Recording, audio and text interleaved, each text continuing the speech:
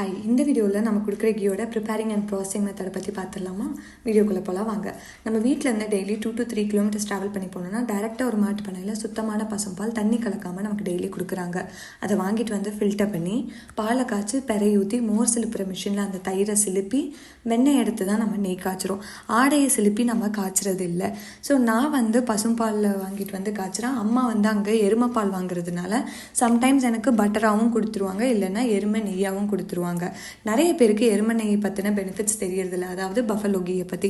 When comparing to Kaur key, buffalo கீயில் fat content கொஞ்சம் அதிகம்.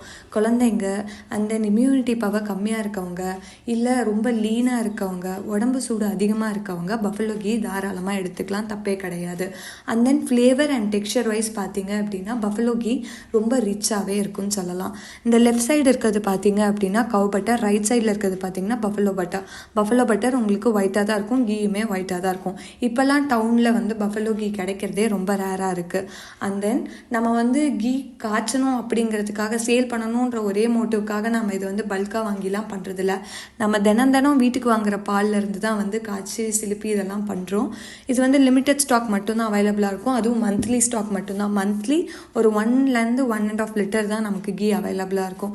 நீங்கள் இந்த மாதிரி சுத்தமான கீ ரொம்ப நாளாக தேடிட்டு இருக்கீங்க அப்படின்னா நம்ம இயற்கை அங்காடியில் ஆர்டர் ப்ளேஸ் பண்ணிக்கோங்க. தேங்க்யூ.